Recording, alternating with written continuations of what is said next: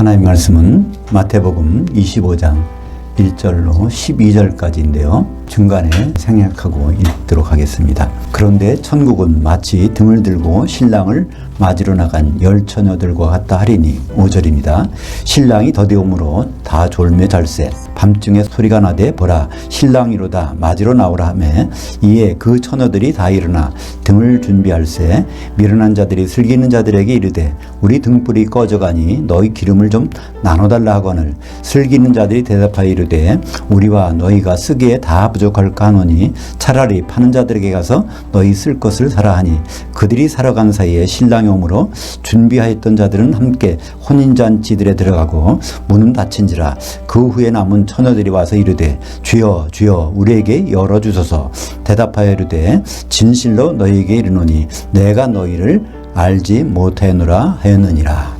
오늘 말씀을 가지고 기독인의 인생 여정 살아서는 천국 죽어서는 낙원 부활된 공중 이란 제목으로 말씀을 나누겠습니다. 여러분의 인생은 행복하십니까? 이런 질문을 드리면 뭐라고 대답할지 좀 곤란하게 되죠. 근데 우리 인생은 사자성어로 생로병사라고 합니다. 태어나서 점점 늙어가다가 병들어 죽게 되는 그것이 인생이라고 많은 사람들이 얘기를 합니다. 결국 태어나서 늙어가고 죽는 것 모든 사람이 우리 보는 가까운 사람은 다 그렇게 갑니다. 그런데 기독교에서는 그렇지 않습니다. 기독인은 그게 다가 아니라는 것이거든요.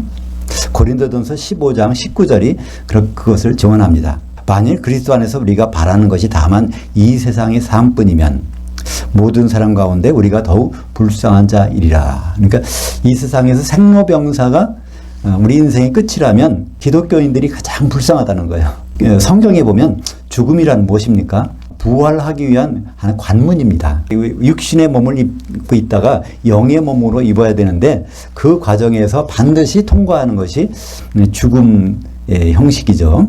그렇기 때문에 죽음은 더 좋은 세상으로 가는 길목인 것입니다. 우리가 그렇게 생각하면 이 세상 사는 것이 굉장히 가볍고 편안해질 수가 있는 것이죠. 그런 말씀이 어딨냐면 요한계시록 14장 13절에 있습니다. 죽는 순간부터는 우리가 쉬었다가 이제 새로운 세상을 맞이하는 것이라는 그 말씀이 요한계시록 14장 13절 지금 이후로 주 안에서 죽는 자들은 행복하도다 하시매 그 영이 이르시되 그러하다 그들이 수고를 그치고 중간에 쉬리니 이는 그들이 행한 일들이 따름이라 하시니라. 여기 성경에서 놀라운 단어가 있습니다. 죽는 순간에 중간에 쉰다고 돼 있어요. 물론 우리말에는 그 말이 없고 그냥 죽으면 쉰다, 천국 가서 쉰다 이렇게 생각할 수 있지만 성경에서 그 말이 아닙니다. 중간에 쉬리니 그래서 아나파우시스라는 하프타임이 있어요. 우리가 하프타임은 언제부턴가 그것이 성경에서는요 바로 죽는 순간부터 하프타임을 갖고 있다가 이제 부활하는 순간에 새로운 인생이 시작된다는 것입니다. 그렇다면 우리가 생각하는 천국은 무엇일까요? 천국은 죽어서 가는 나라일까요? 그렇지 않습니다. 성경에서 천국은 하나님 나라와 동일합니다. 근데 그 나라라는 것이요 어디 가서 어떤 지역에 있는 그런 뜻이 아니라 나라라는 말을 바실레이아라는 것은 통치라고 번역되는 것이 적당합니다.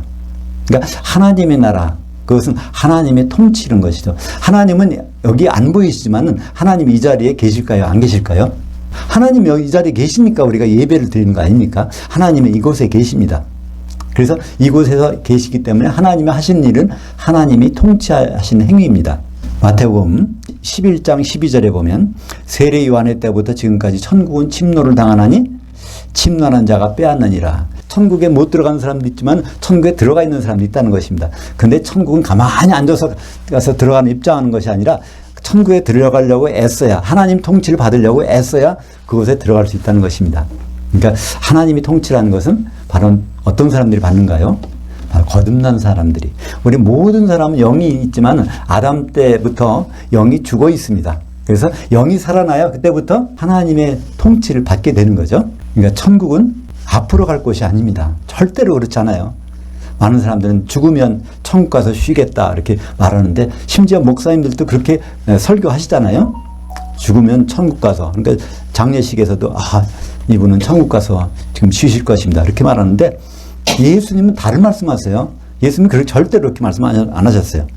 마태복음 12장 28절에 내가 하나님의 성령을 힘입어 귀신을 쫓아내는 것이면 하나님의 나라, 하나님의 통치가 이미 너희에게 임하여 있느니라. 우리 가운데 임하여. 그러니까 2000년 전에 예수님이 귀신 쫓으셨으니까 그때부터 천국이 우리 가운데 있다는 것입니다. 그러니까 우리는 한마디로 이중국적자예요. 기독교인은 이중국적자예요. 육신으로는 세상 나라의 국적을 갖고 있지만은 영적으로는 하나님 나라의 신분입니다. 그러니까 한마디로 이중국적자인 셈이죠.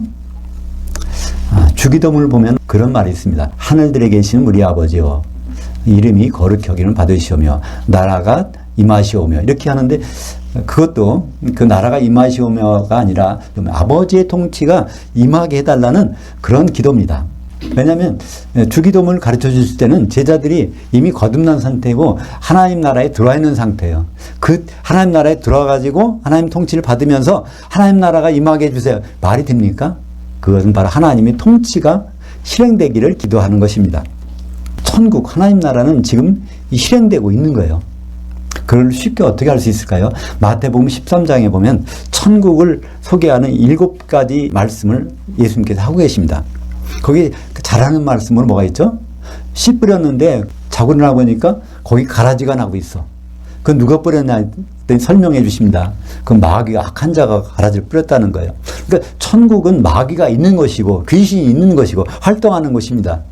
우리가 천국을 막연히 생각할 때 거기는 슬픔도 없고 마귀도 없고 그런 나라겠지? 근데 예수님 말씀하시는 것은 바로 그렇지 않아요. 천국은 이 세상에서 마귀와 함께 더불어 같이 지내는 것입니다. 그러다가 마지막에 추수 때가 오면 그때 이제 마귀들 무조갱이 집어넣고 우리도 구원 받게 되는 천년왕국에 들어가게 되는 그런 일이 벌어지는 것이죠. 그렇다면 하나님이 하시는 일은 한마디로 통치잖아요. 통치를 왜 하실까요? 하나님이 통치를 왜 하시는지 한번 생각해 보셨습니까? 하나님이 장난삼아 심심해서 그냥 이 세상 만들어 놓고 어떻게 하나 보자 이렇게 하시는 분이 아니거든요. 하나님은 통치의 목적이 분명히 있는 분입니다. 그럼 하나님의 통치를 어디서 발견할 수 있을까요? 성경을 보면 하나님께서 통치를 끝내셨도다 하는 말이 나와요. 하나님이 통치를 끝났을 때 그때 보면 하나님은 뭐 때문에 통치하셨는지를 알 수 있을 거 아닙니까? 그것이 요한계시록 19장 6절에 나옵니다. 할렐루야 우리 주 하나님 곧 전능하신 이가 통치하셨도다. 통치를 끝냈도다 그런 말이 나와요. 그 다음에 나오는 구절들을 보면 통치의 결과물이 나옵니다. 거기에 어린 양이 혼인이 이르렀고 그의 아내가 준비되었는데 어린 양의 아내는 하나밖에 없다는 겁니다. 그죠? 근데 그 어린 양의 아내를 잘 보니까 한 세마포 옷을 입었는데 그 세마포 옷이 성도들 단수가 아니고 복수의 하나가 된 모습이라는 것을 보여주고 있습니다. 그러니까 하나님의 통치는 신랑 예수님을 결혼시키는 것이 목적이에요. 근데 결혼식에 아내가 되는 것은 우리 여러 성도들이 가서 나도 아내입니다. 나도 신부가 됩니다. 이렇게 할 수 없잖아요. 예수님은 한 신부만 원하시니까. 그것이 바로 우리가 성령의 기름으로 하나가 되는 그 자리에서 예수님의 결혼식이 이루어지는 것입니다. 에베소서 4장 3절에 보면 성령이 하시는 일을 우리에게 알려주고 있어요. 성 안에 매는 줄로 성령의 하나 되게 하심을 힘써 지키라. 성령은 여러 가지를 하시지만 가장 으뜸되는 것은 여러 성도들이 예수님의 신부가 될 수 있도록 하나 되게 하는 일을 그분이 하시는 것입니다. 오늘 이제 본문 내용들이 유명한 열 처녀의 비유인데 열 처녀가 다 예수님과 결혼하는 것이 아니죠. 열 처녀 중에서 기름을 준비한 처녀들이 신부시에 들어가서 한 신부가 돼서 예수님과 더불어 결혼식을 하는 것입니다. 그것이 바로 오늘 제목 기독인의 인생 여정. 우리 인생은 살다가 늙어서 병들어 죽는 것이 인생의 아주 일부분이에요. 그거로 끝난다면 우리가 가장 불쌍한 자예요. 그런데 우리는 그거로 끝나지 않습니다. 주님 오실 때 우리가 부활해서 이제 그분을 만난 다음에 결혼식이 이루어지는데 그때 어마어마한 일이 벌어집니다. 그때 일어나는 일을 오늘 예수님은 천국 생활은 이런 것이다 이렇게 본문을 통해서 말씀해 주고 있습니다. 그러면 예수님이 혼인식에서 사도들은 어떤 역할을 할까요? 성도들은 또 어떤 역할을 하고 그것을 가장 잘 표현한 것이 고린도후서 11장 2절입니다. 한번 제가 읽겠습니다. 내가 너희를 정결한 한 처녀로 한 남편인 그리스도께 드리려고 중매했음이로다. 성경에는요, 예수님이 제자들이 두 부류밖에 없어요. 성도들과 사도들 둘 중에 하나예요. 그 사도들은 중매쟁이고 성도들은 그 한 약혼녀가 되는 거예요. 그죠? 우리는 사도들이 하는 일을 복음 전하는 일이니까 우리가 가서 복음 전해야지. 근데 우리가 복음 전한다면 이거는 중매쟁이 역할을 하는 거예요.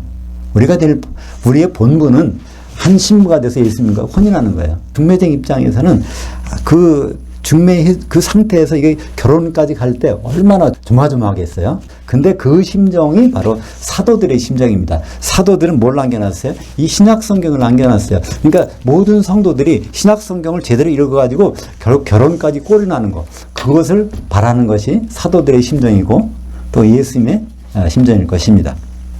에베소서 5장 31절과 32절에는 이 성경책, 두꺼운 성경책을 한 구절로 요약한 것이 있어요. 그걸 볼까요? 에베소서 5장 31절, 32절. 그러므로 남자가 부모를 떠나 그의 아내와 앞에서 그 둘이 한 육체가 될지니 이 비밀이 크도다. 예수님 얘기하는 거예요.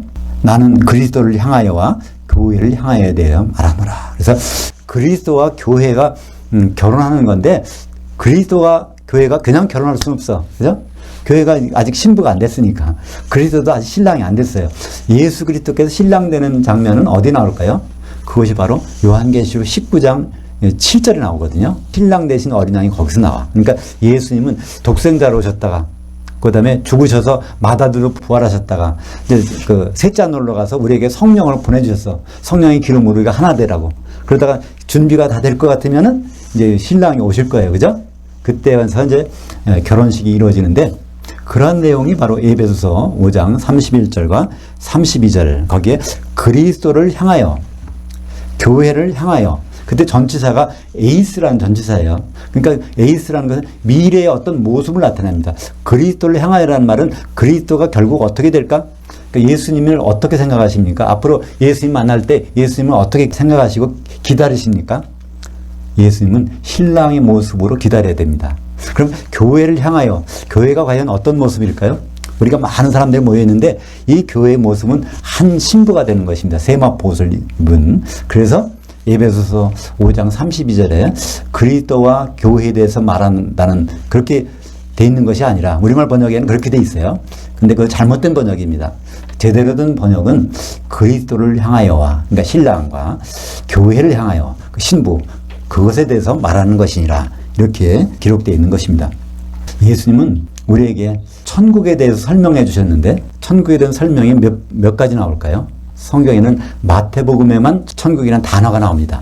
근데 거기에는 10가지가 나와요. 마태복음 13장에 천국은 이런 것이라는 설명이 7번 나옵니다. 맨 처음에는 씨 뿌리는 비유, 거기서 뭐 길가, 뭐 가시떨기, 뭐 돌짝밭, 그다음에 옥토. 그래서 이제 옥토에 뿌려지는 것이 결실을 맺는다. 그것이 첫 번째 천국 비유고 두 번째 비유는 곡식과 가라지 비유. 곡식을 뿌렸는데 거기에 가라지가 뿌려졌어. 같이 자라게 내버려두라. 이게 천국에서는 곡식과 가라지, 성도와 가짜 성도가 같이 자란다는 거예요. 그죠? 그래서 추수 때 이제 거두는 거. 그게 천국 생활이에요. 세 번째는 뭐가 나오죠?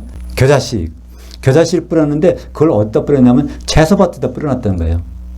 근데 그게 겨자나무가 되니까 채소가 다 죽어버려. 그러니까 천국에서는 그런 일이 있다는 거예요. 교만해져 가지고 막 죽이는 일들이 성도 간에도 그런 일이 벌어진다는 거예요. 그 다음에 네 번째 비유가 뭐가 나오죠? 가루섬 안에 누룩을 집어넣는 것 같다는 거예요. 근데 그게 몰래 집어넣는 거야. 원래 떡을 만들 땐 무교병을 만들려고 그랬는데 누룩이 안 들어가면 안 된다고 그러는데 거기다 누가 여자가 몰래 집어넣었어. 그 여자가 누굴까요? 그래서 음녀 또는 마귀가 한 짓이죠. 그러니까 천국은 막 부풀어 온다는 것인데 그것이 좋은 의미가 아닙니다. 아주 마귀의 미혹이 빠지기 쉽다는 거예요. 교만해지기 쉽다는 것입니다. 천국 생활하는 동안에 겨자나무처럼 또 부풀은 억지로 부풀은 그 밀가루처럼 그렇게 교만해질 수가 있다는 것입니다. 누구 때문에? 마귀 때문에. 그 다음에 나오는 비유가 밭에 감춘 보화. 그죠? 어떤 사람이 밭에 가서 일을 하는데 거기에 감춘 보화가 있어. 그래서 자기의 모든 것을 팔아가면서 그 밭을 사서 그 보화를 확보하는 일. 그게 천국 생활이라는 것이에요. 우리가 이 세상 것을 하나하나 매일매일 오늘은 이거 팔고 내일은 저거 팔고 그래갖고 그 귀한 걸 얻는 거. 이게 바로 천국 생활이라는 것입니다. 우리가 뭘 얻을까요? 예수 그리스도 신랑을 얻는 것이 우리의 그 밭에 감춘 비밀을 확보하는 길입니다. 또 좋은 진주를 구하는 장사와 같다. 우리에게 가장 좋은 진주가 누굴까요? 그 예수님입니다. 그죠? 예수님을 얻기 위해서 우리의 모든 것을 팔아서 그걸 사는 것입니다. 우리의 모든 죄악과 상처를 덮어주기 위해서 십자가에서 피 뿌린 분, 그분이 바로 예수님이죠. 그러니까 가장 값진 진주는 바로 예수님이죠. 그러니까 예수님을 얻기 위해서 이 세상에서 다른 걸 다 팔아서 그걸 사는 것, 그게 우리의 삶인 것입니다. 그 다음에 비유가, 그러니까 바다에 그물을 쳐고, 이 그물을 친다는 것은 거기 보면 저인만 그물이에요. 바다에 있는 모든, 밑에가 그물 쳐가지고 바다에 있는 물고기를 다 잡아서 그 중에 좋은 것과 나쁜 걸 구분하는 것. 그게 천국 생활이라는 거예요. 우리는 바다의 물고기 같은 존재입니다. 우리는 다 주님을 만나게 돼 있어요. 근데 주님을 만나서 좋은 물고기가 되면은 혼인잔치에 들어가고, 나쁜 물고기면 불에 태우는 것입니다. 그래서 마태복음 13장에 7가지의 천국 비유가 나오고요. 그 다음에 8번째 천국 비유는 마태복음 20장에 나옵니다. 거긴 포도원 품꾼의 비유예요. 그 아침 일찍부터 들어가 일하는 사람, 또 9시에 들어가는 사람, 12시 들어가는 사람, 그러다가 3시에 들어가는 사람, 그러나 마지막 1시간 남겨놓고 들어가는 사람. 그래서 먼저 된 자 나중되고 나중된 자 먼저 된다. 그것이 천국 비유에서 8번째 비유입니다. 그 다음에 9번째 비유가 어떤 왕이 자기 아들을 위해서 혼인잔치를 벌이는데 거기에 원래 오기로 된 사람이 안 와. 그러니까 길거리 나가서 만나는 사람마다 다 내려오라고 혼인잔치에 초대했는데 거기에서 누가 낭패를 당하죠? 예복을 안 입은 사람, 예수 그리스도의 옷을 안 입은 사람은 거기 쫓겨납니다. 그때는 거기 잔치를 오찬 점심을 마련해 놓고 혼인잔치를 벌였다는 거예요. 근데 오늘 이제 마지막으로 25장, 마태복음 25장에는 혼인잔치 들에 들어가는 혼인잔치 만찬까지. 그러니까 예수님의 혼인잔치는 2번 있어요. 하루에. 오찬이 있고 만찬이 있어. 오찬은 모든 기독교인들이 거기 들어가는 거예요. 그럼 만찬에는 그리스도의 예복을 입은 사람, 성령의 기름이 준비된 사람이 거기 들어가게 됩니다. 그래서 우리는 이 천국 생활 중에 죽을 수도 있어요. 오늘 마태복음 25장 5절에 보면 신랑이 더디 오므로 다 졸며 잘세. 10처녀, 기름을 준비한 처녀건, 기름이 떨어진 처녀건 다 졸며 잤다고 돼 있어요. 그러니까 우리가 자지 말라는 얘기가 아니에요. 우리는 깨어 있어야 된다고 그러는데 깨어 있는 건 잠자지 말라는 얘기가 아니라 정신 좀 차리라는 얘기예요. 그러니까 졸며 잤다는 얘기는 예수님 오시기 전에 사망했어. 죽은 거야. 예를 들어서 우리 장인어른이 작년에 돌아가셨어요. 별세하셨는데 그게 졸며 이제 주무신 거란 말이야. 근데 주무신 상태에서 어디로 갈까요? 예수 믿고 죽으면 어디로 갈까? 천국에는 절대로 안 가니까. 천국엔 여기가 천국이니까. 누가복음 23장 43절에 죽으면, 그리스도 안에서 죽으면 어디 가는지를 소개해주고 있습니다. 예수께서 이르시되 내가 진실로 진실로 내게 이르노니 오늘 내가 나와 함께 낙원에 있으리라. 예수님 십자가에 달려서 돌아가셨는데 그 옆에 있는 강도가 예수님께 부탁을 했죠.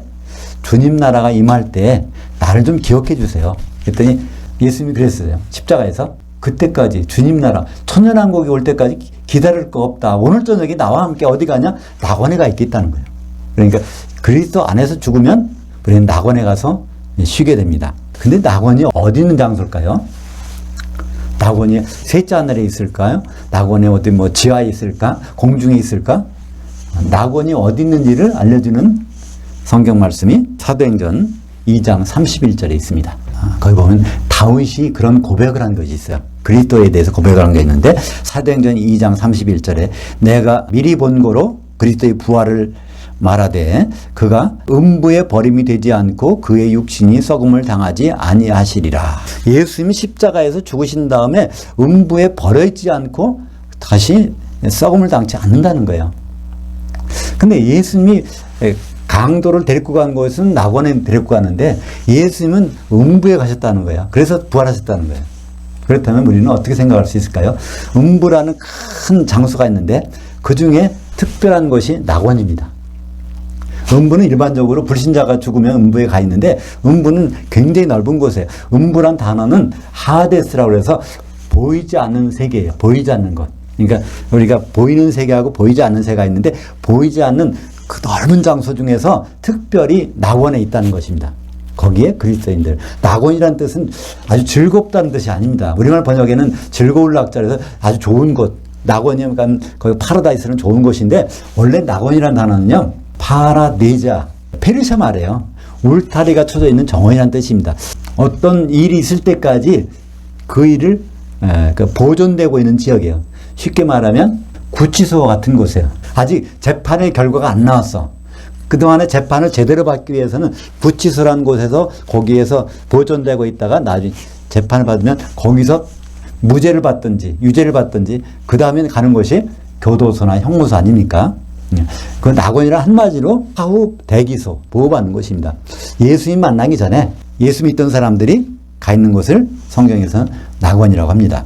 예수님은 신랑으로 오십니다. 오늘 말씀처럼 마태복음 25장 6절 밤중에 소리가 나되 보라 신랑이로다 맞으러 나오라 하며, 밤중에 소리가 나. 이게 무슨 소리일까요? 마지막 나팔 소리. 그 요한계시록 보면 7째 나팔, 고린도전서 15장 51절에 보면 마지막 나팔, 이 소리가 나면서 이제 신랑이 오는 것입니다. 그때 낙원에서 잠자고 있던 사람들이 깨어나서 부활해서 휴거되게 됩니다. 공중에 올라가는 거예요. 그러니까 휴거는 특별한 사람이 되는 것이 아닙니다. 모든 예수 믿는 사람들은 다 휴거돼요. 뭐 죄인이거나 아니건 관계없어. 다 휴거돼. 왜냐하면 심판을 받으러 가는 거니까. 재판을 받으러 가는 거예요. 그러니까 재판 받으러 가면 구치소에 있는 모든 사람들은 일단 거를 가야 되는 거 아닙니까? 그것이 바로 고린도전서 15장 51절 보라 내가 너희에게 비밀을 말하노니 우리가 다 잠잘 것이 아니오. 낙원에서 그냥 잠자고 계속 있는 것이 아니라 마지막 나팔에 순식간에 호련이라 변화되리니. 그러니까 우리가 생각하지 못하는 것 중에 하나 그게 있어요.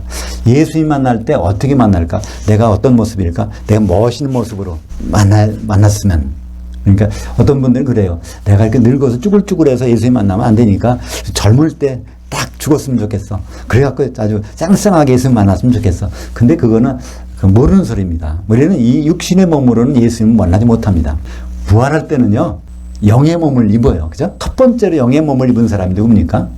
부활하신 예수님. 그러니까 영의 몸을 입으면 사람들하고 대화도 하고 먹고 마시고 할 수도 있지만 시공간을 초월하잖아요. 문 닫아놓은 제자들 방에 가서 들어가서 만나잖아요. 그런 몸을 첫 번째 입은 분이 예수님. 우리가 이제 부활할 때는 그런 영의 몸을 입고 이제 공중으로 휴거돼서 예수님을 만나게 될 것입니다. 예수님 만나는 장소. 많은 분들이 예수님을 어디서 만날까? 천국에서 만날까? 하늘나라에서 만날까? 아닙니다. 예수님은 하늘나라에서 오세요. 만나러 오세요. 우리들은 어디로 가죠? 휴거돼 갖고 만난 장소가 있어요. 그 만나는 장소가 다 정해져 있는데 사람들은 너무나 그걸 오해합니다. 예수님이 여기 지상에 내려온 자한단 말이에요. 그러니까 그리스도가 여기 있다 저기 있다. 이단들을 보면 내가 그리스도라고 그러잖아요. 근데 그 사람들 가짜입니다. 땅에 있는 사람들이 가짜예요. 예수님은 땅으로 절대로 안 오십니다. 데살로니가전서 4장 16절 17절에 보면 예수님을 만나는 장소가 나오죠. 주께서 호령과 천사장의 음성과 하나님의 나팔 소리로 친히 하늘로부터 강림하시리니 그리스도 안에서 죽은 자들, 그러니까 예수 믿는 사람들, 다른 불신자들은 부활을 못하기 때문에 죽은 자들이 먼저 일어나고 그 후에 우리 살아남은 자들도 그들과 함께 구름 속으로 휴거되어 공중에서, 여기 분명히 공중에서 주님을 만나게 됩니다. 그러니까 주님을 만나는 순간에 우리는 결혼할까요? 결혼할 수 있는지 없는지 자격 심사가 있어야 되죠. 우리가 여기 모일 때도 그걸 보자. 온도 체크해서 정상 온도가 아니면 여기 입장할 수 없잖아요. 근데 주님 만날 때도 마찬가지예요. 혼인잔치 들어가기 전에 거기서 체크를 한단 말이에요. 성령의 기름이 있는지, 성령의 기름이 없는지. 그래서 성령의 기름이 없으면 그냥 지옥에 가는 거고, 성령의 기름이 있으면 혼인잔치 들에서 들어가고. 그것이 오늘 말씀 마태복음 25장 10절에 그들이 살아간 사이에 신랑이 오므로 준비하였던 자들은 함께 혼인잔치 들에 들어가고, 혼인잔치 만찬에 들어가고, 문은 닫힌지라. 근데 기름이 소면된 사람들은 어떻게 되죠? 예수님 만나긴 만나요. 기름을 준비 안 했어도 예수님을 만난단 말이에요. 근데 예수님 만났다는 얘기는 기름을 준비 안 했어도 어디 간다는 얘기죠? 공중으로 휴거된다는 얘기예요. 공중에 휴거됐다가 거기서 예수님께 책망을 듣습니다. 뭐라고 책망 들을까요? 오늘 말씀에 보면 대답하여 이르되 진실로 너희에게 이르노니 내가 너희를 알지 못하였노라 했느니라. 근데 여기서 알지 못하노라 그때 안다는 단어는요, 예수님이 난 너 처음 보는데 너는 몰라 그런 얘기가 아닙니다. 예수님은 우리를 다 알아봐요. 그분이 하나님이시니까. 인간으로 오셨을 때는 제한을 받으셨지만 하나님으로 복귀하신다면 우리를 모르시겠어요? 우리를 다 아는 거예요. 근데 왜 알지 못한다고 했을까요? 좀 이상하게 번역해서 그렇습니다. 거기에 알지 못한다는 얘기는 이해하지 못한다는 얘기입니다. 예수님이 기름을 준비하지 않은 5천년들에게 나는 너희들을 이해하지 못하겠다는 것입니다.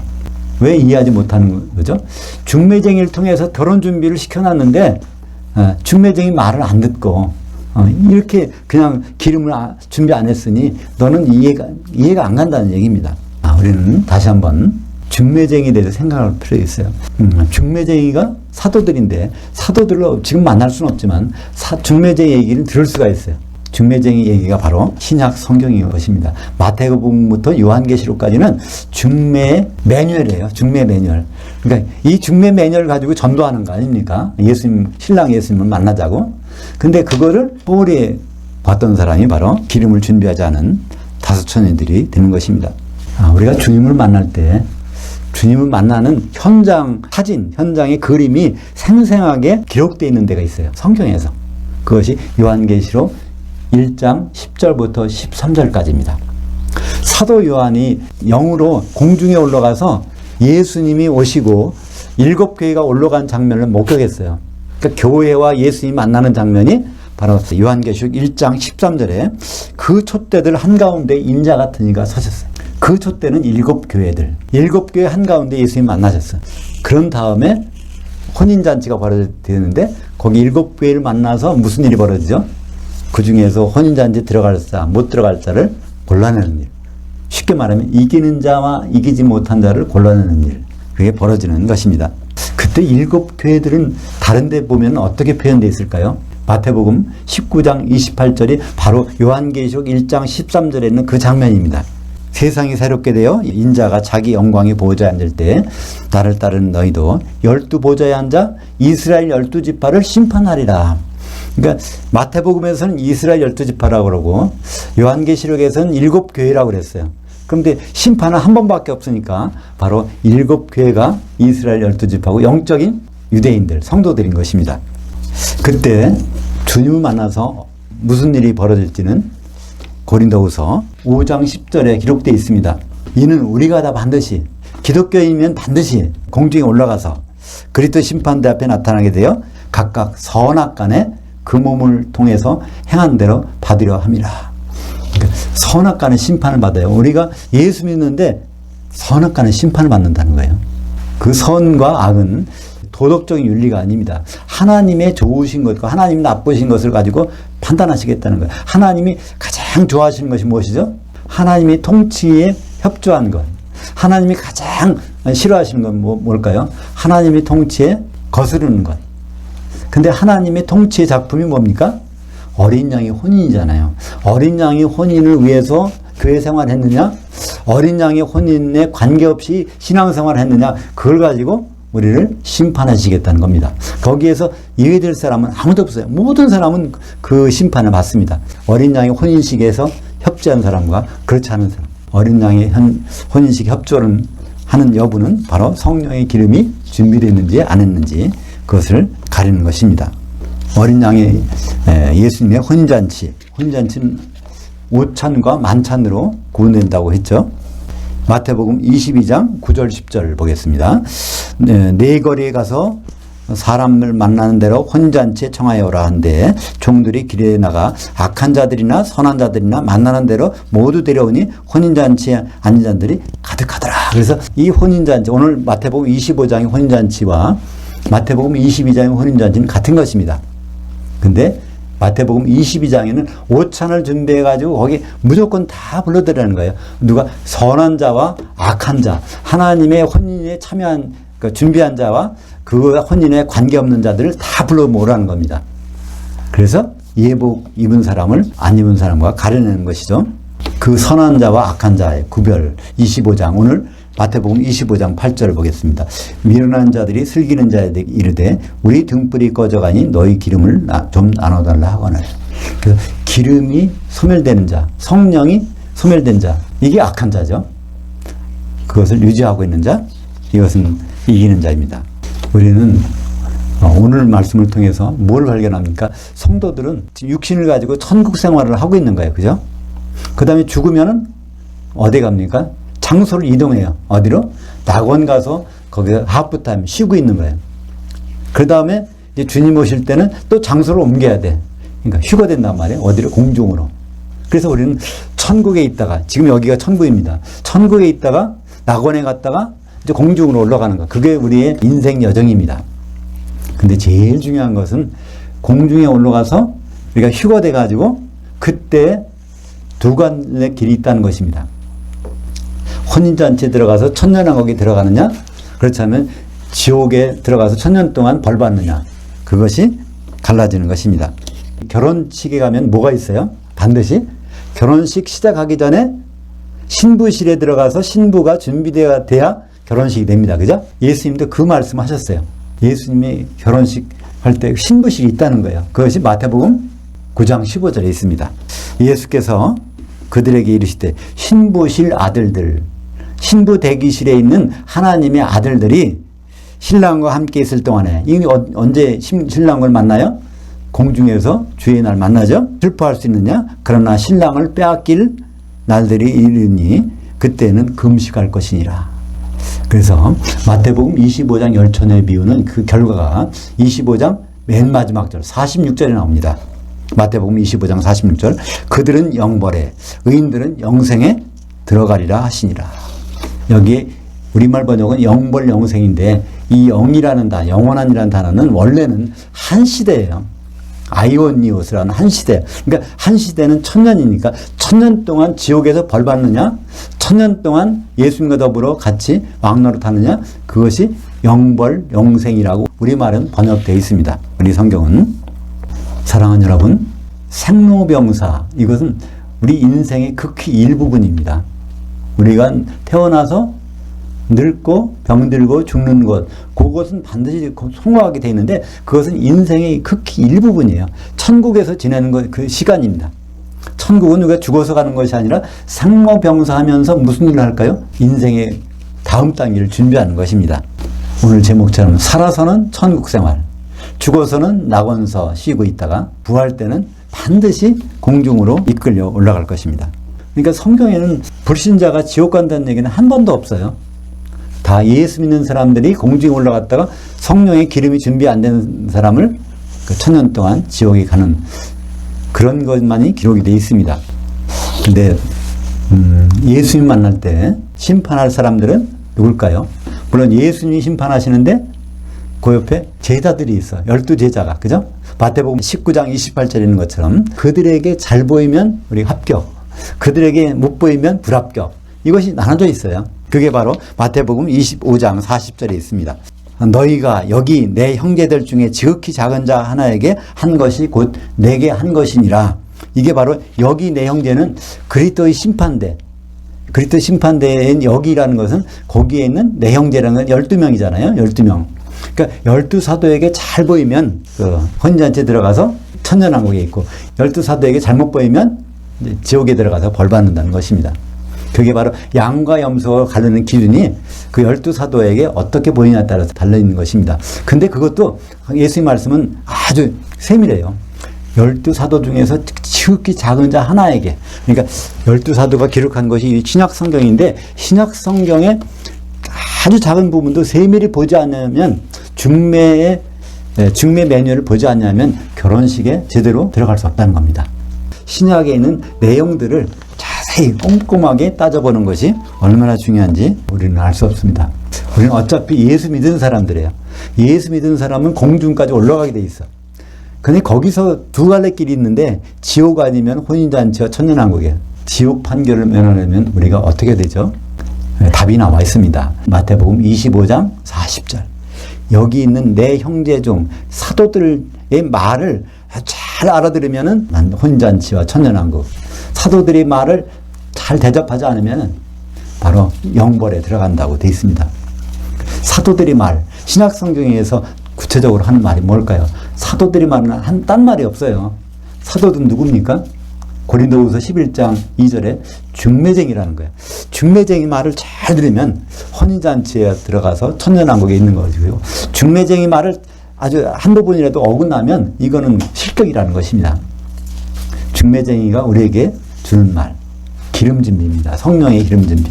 그러니까 우리는 다른 모든 것보다도 중매쟁이 말을 들어야 되는데 그것은 한마디로 성령의 충만함입니다. 데살로니가전서 5장 19절에 너희는 성령을 소멸하지 말라. 그러니까 우리가 성령을 충만한 상태는 있을 수 있어요.